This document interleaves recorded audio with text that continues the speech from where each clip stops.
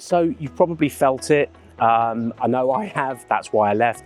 But the UK kind of sucks.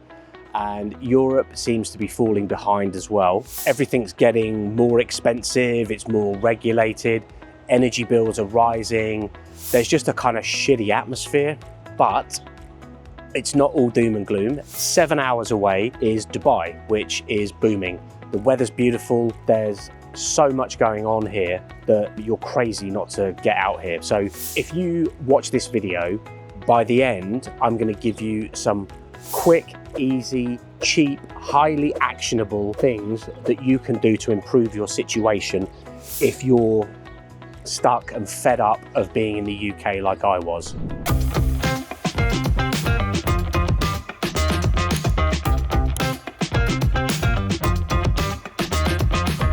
So who am I? I'm Dan Hunter.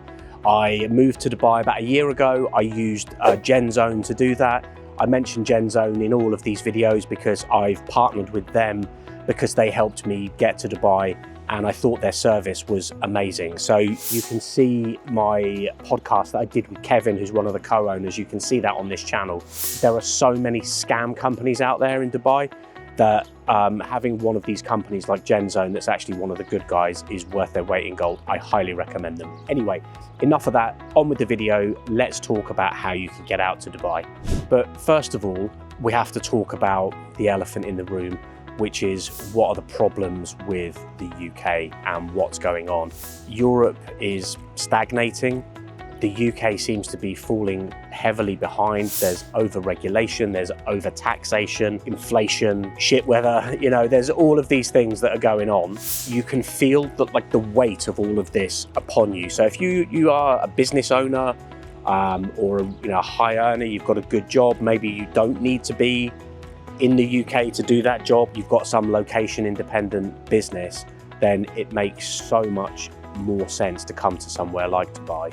Because in the UK, it's almost impossible to get ahead.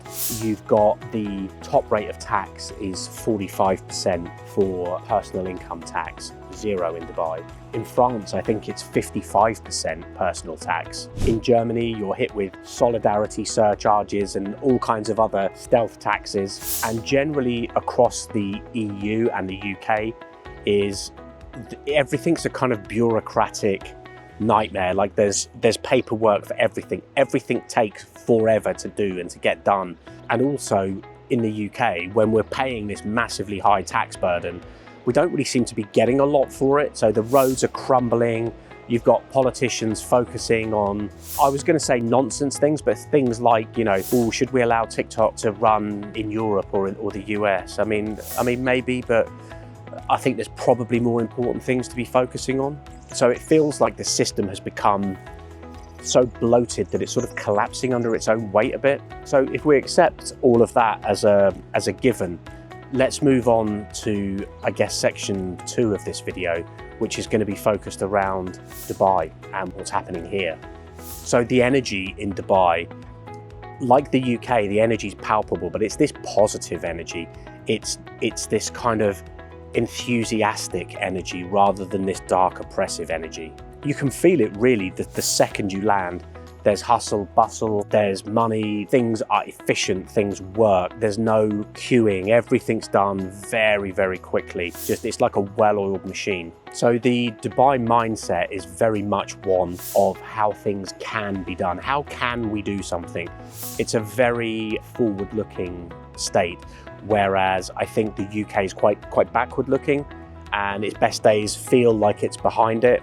And you've got this attitude of, we want to build, we want to make something better, we want to improve.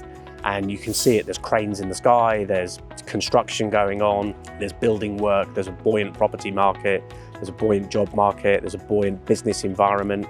The tax in Dubai is 0% personal tax, so you take money out of your business, you don't pay tax on that. There is, at the moment, there is 0% corporation tax, but that is moving to, in fact, it is 9% corporation tax if you make over $819,000, I think it is. But then you only get taxed on the money over that amount. So, if you're making that sort of money, then I think you can cope with a 9% tax on anything above that amount.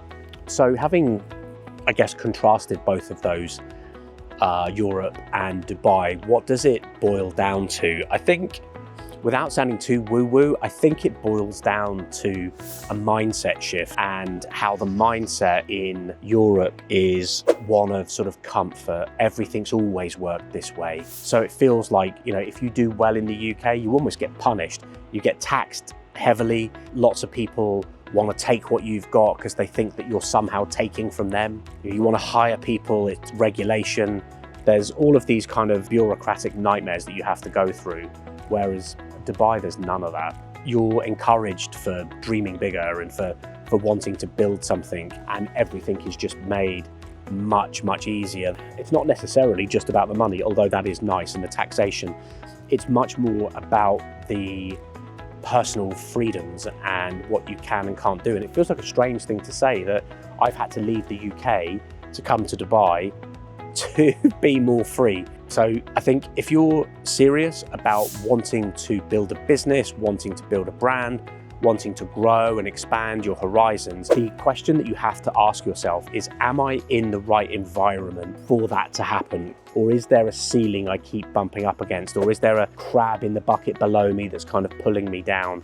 And if the answer is yes, then you need to be looking at other places like Dubai. I know that this entire channel is about Dubai, and I talk about it as like the second coming of Jesus or whatever, but I love Dubai. I love what it can offer. You know, there are other places out there, but just as, you know, from me to you, I think that you can do better than being in the UK. So now that we've covered, I guess, some of the more tangible things like money and stuff like that, let's talk about things like stability, culture, safety, that sort of thing. So I know a big topic at the moment in the UK is things like safety. We have a lot of knife crime there. So what is Dubai like for that? Well, obviously there's no knife crime in Dubai. There's just nothing like that whatsoever. It's probably one of, if not the safest city in the world.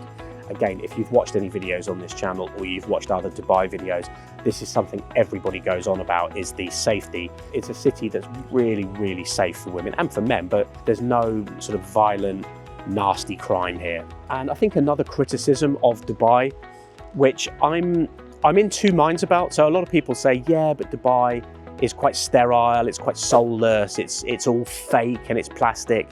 That's not true, but I can understand why people say that, because a lot of the buildings feel like a copy of something else, and it's usually something in the US. I think they modeled themselves after the US. So you have this kind of juxtaposition of, you come and you're in the desert and it's this blazing heat, and you're by the beach, and then there's these skyscrapers, and everything operates slightly differently to how it operates in Europe. So it's very easy to get into that mindset of thinking that it's culturally deficient or culturally sterile in some sense. I can understand it, but it's not true. You have beautiful restaurants here.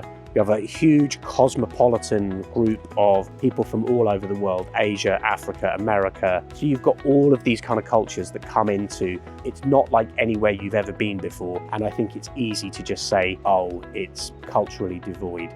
But I think somebody that I know did refer to Dubai as Disney World for adults. There's some intelligence behind that statement. So I think there is an element of plasticness and a little bit of fakeness about the city, but cut them some slack. It's only really gone up in the last 40 years. So with all of that said, what does that mean to you or for you?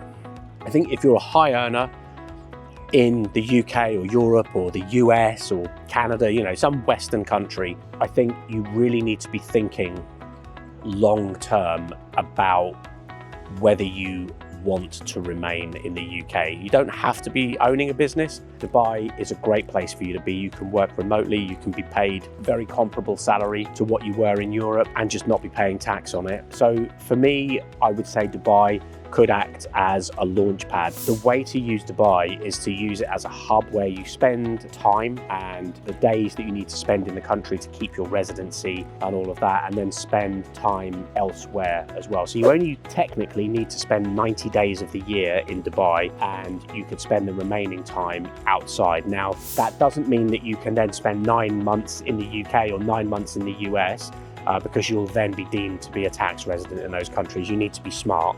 But you don't have to live in Dubai 24/7 for the whole year. There's ways around it, and that's how to really get the most out of Dubai. Anyway, this is turning into a long video. Let me call it there. If you're ready and you want to find out more, you can leave a comment below. I answer all the comments, I read them all. Or just book a call with GenZone. You can speak to them for a free 45-minute consultation. You will have to set a business up, and obviously it's not free to do that, but GenZone are probably one of the best in the business. But anyway, until next time, I will see you soon. Bye-bye.